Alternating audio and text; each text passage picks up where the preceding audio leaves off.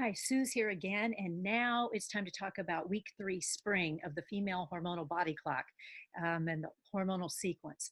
I call this the expressing phase. So we had the resting phase, the building phase, and now we're at week 3 at the expressing phase. And the reason it's the expressing phase is because ovulation, it begins with ovulation, and ovulation is the queen bee of the whole operation. It's the reason for the whole thing, because this is the time that the egg that matured, that basically won the beauty contest, is now ready to drop out of the ovaries and travels down the fallopian tube, hoping to meet a sperm who could have been waiting there for up to 5, 6 days or so, and or unless a sperm comes in during this time. Ovulation only happens somewhere between 12 and 24 hours. It could be 36 hours, but generally it's somewhere in the lower amount, according to the fertility awareness friends that I have.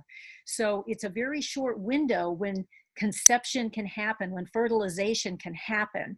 But if sperm has already been sitting in there waiting for a whole bunch of days, if you had sex a bunch of days before, you're still fertile. But the fertilization will only happen when ovulation, when the egg has dropped into place.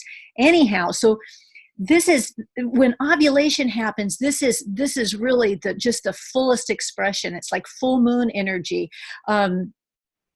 And what it does is it kicks off a whole new phase. Now, a lot of people teaching the female cycle and all of that will end their second week with ovulation, because it makes sense to, build the uterine lining, mature the eggs, and then end it with ovulation, the big event.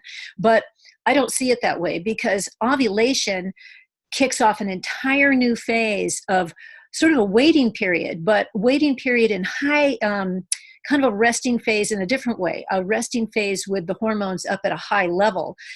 So the opposite week of that was week 1, that hormones were at their lowest at week 1. Now we've got, first of all, once ovulation was kicked off, then estrogen starts to drop, but progesterone starts to spike, and it goes way high. It goes the highest of any of the hormones. And that is part of your week 3. And the reason why progesterone is so important is because it's there to keep that uterine lining that was created. It's there to keep it fluffed up. You have to think of progesterone as being like progestation. It's like a nanny that's going to keep the nest all fluffed and ready, because the job is that if there is a fertilized egg, it takes about 6, 7 days for that fertilized egg to travel along the fallopian tube to get to the uterus, to embed itself into the uterine lining. So there's no pregnancy for that whole week. Your body doesn't know if it's pregnant or not. Sometimes even a fertilized egg will not make it. I mean, that happens a lot too. So there's this sort of waiting period of waiting to see if your body is pregnant. If a fertilized egg does embed itself into the uterine lining, then the pregnancy hormone, the HCG hormone, will detect that, and a pregnancy is announced. That's what you see on those pregnancy sticks, where you get the plus or minus or pink or blue, or however it goes. There's a detection of that pregnancy hormone that tells you whether you're pregnant or not.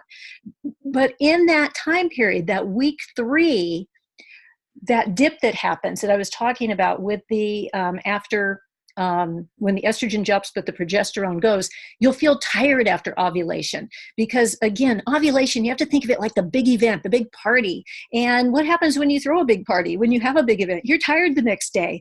It's kind of like that. And so but then once the progesterone comes in, progesterone is a very, very calming, yummy drug, and it has this influence of helping us, supporting us in sort of this wise woman, world mother phase. And if you think about spring is a very, and the equinoxes, the fall equinox and the spring equinox, they're a more balanced time. Most people love fall and spring because the weather is so nice. The thing about spring with all of us is naturally we're ready to get out of the house now. We've had winter, we've had that cozy time, but now we're ready to burst out of the house and get out in the garden, or, just get out and go do our projects. We all feel really energetic. And, but it's a balanced time. It's not too hot. It's not too cold. It's actually very nice. And that's what this week 3 spring is like with the female hormones. Because at first you will feel tired right after ovulation. You'll feel tired.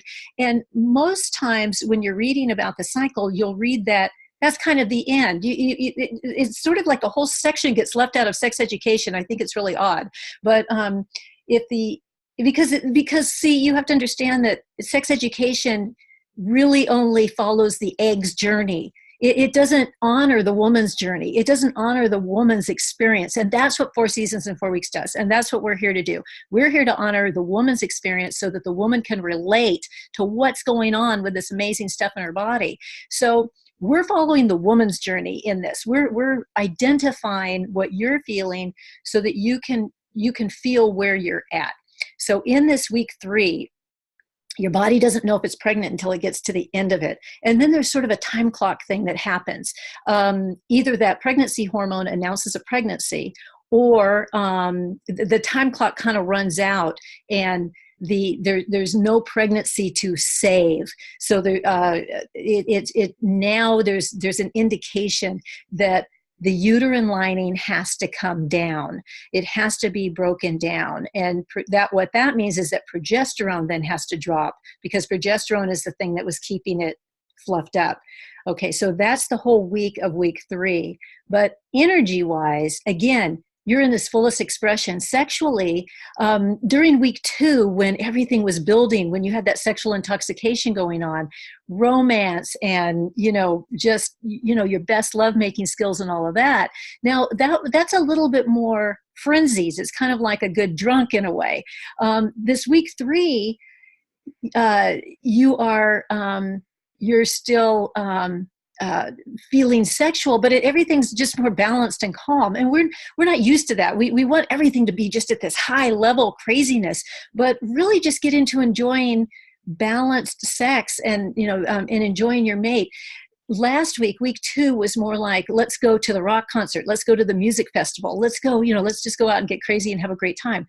This week is more like going to the symphony. You're sort of like king and queen as a couple. And really what happens though is the woman really is in this very balanced place of her world leadership mode. Now we're world leaders all the time, but this is a particular mama bear energy in this week, because we are looking out over the world and we know exactly what to do, and we're not willing to put up with war and homelessness and hunger and that kind of thing.